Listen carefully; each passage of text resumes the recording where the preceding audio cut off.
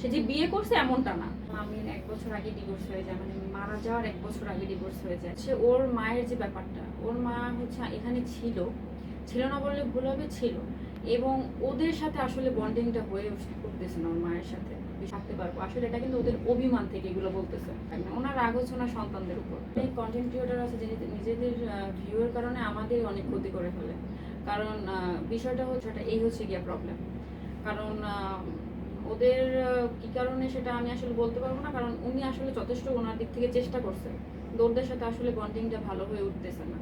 এবং আরেকটা কথা হচ্ছে ওনারও তো বয়স বেশি না, এটা আপনারা বাস্তবতা দিয়ে চিন্তা করেন, মানুষকে একটা ব্লেম দিলেই হয় না, বাস্তবতায় চিন্তা করেন। কারণ ওই সময় বিষয়টা কি, আমার মামার যে মৃত্যুবার্ষিকী, তো মৃত্যুবার্ষিকী হওয়ার কারণে ওনাকে আমি ফোন দিছি অনেকবার। তো উনি হচ্ছে আমার উপরে কোনো রাগ নাই, আমার বাবার উপরেও কোনো রাগ না, আমার মায়ের উপরেও কোনো রাগ, যে আমার সন্তানরা কেন আমাকে একসেপ্ট করতেছে না, এই বিষয়টার কারণে উনি আসলে রাগের মাথায় ওই মামার মৃত্যুবার্ষিকীতে আসে নাই।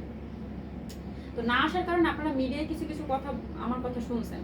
তো এই বিষয়গুলো এক মানে ফ্যামিলি থাকলে বা পরিবারে, কিন্তু সবার পরিবারে একটু একটু একটু হয়, এটা একদম আমার ফ্যামিলিতে হয় এটা না, সবার ফ্যামিলিতে টুকটাক হয়। তো ওই দিক থেকে আমি আসলে ওনাদেরকে নিজের মানে আমার কষ্টের দিক থেকে ওই কথাগুলো তাকে বলতেছিলাম, কিন্তু ওনারা আসলে এগুলো ভিডিও করে যে অনলাইন করবে এটা আসলে আমি বুঝতে পারিনি।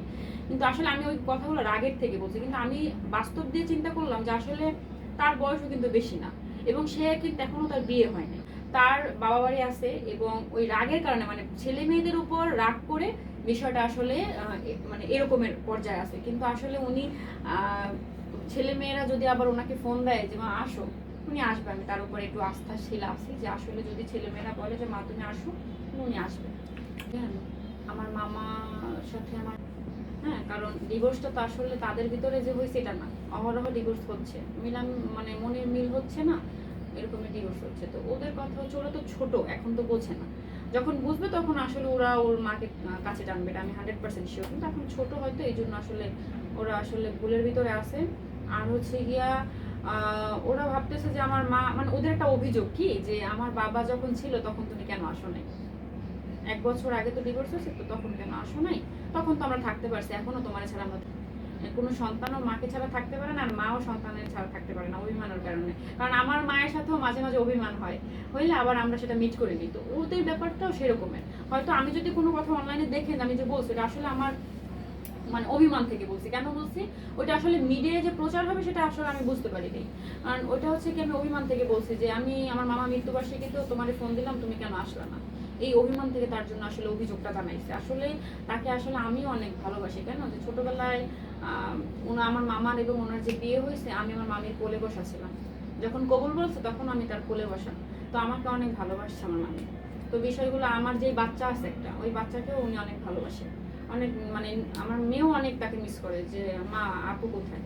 তো এই বিষয়টা এইভাবেই যে আসলে অনলাইনে যেগুলো আসলে সবসময় যা দেখেন ওটা সত্য নাও হইতে পারে, বা ওনাদের ভিউয়ের জন্য আসলে বিষয়টাকে এভাবে উপস্থাপন করছে। এবং আমি যে আমার বক্তব্য, এখন অনেকে কমেন্টসে বলবে যে আসলে আপনি তাহলে ওই বক্তব্যগুলো কেন দিচ্ছেন, এটা অনেকে বলবে। তো আমার বক্তব্য হচ্ছে কি, যে বললাম যে আমার একটা অভিযোগ ছিল বা অভিমান থেকে আমি কথাগুলো বলছি। কেন বলছি, যে আমি আমার মামার মৃত্যুবার্ষিকী গেছে 9 তারিখে, আমরা মিলাদও পড়াইছি মামার নামে, তো উনি আসে নাই। তো উনি আসে না হচ্ছে ছেলে মেয়েদের উপরে রাগ করে, তো আমি তো আর এখানে কিছু করি নাই, আমার উপরে কেন আপনি রাগ করবেন।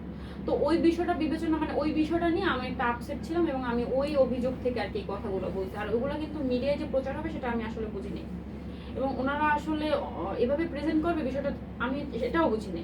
এবং আরেকটা বিষয় হচ্ছে আমি ক্লিয়ার করতেছি, এটা ওই যে চলে গেছে বিষয়টা সেরকমের না, যে চলে গেছে আরেকজনের হাত ধরে চলে গেছে, বিষয়টা এরকমের না। উনি আসলে অভিমান থেকে, ছেলে মেয়েদের প্রতি অভিমান আছে, এবং ওই কারণে সে এখন তার বাবার বাড়িতে আছে। এবং আমরা যদি এখন যাই তার কাছে, চাই যদি বলি যে মামি চলো, বা ওরা যদি বলে মা চলো, উনি আবার আসবে, এটা 100% শিওর।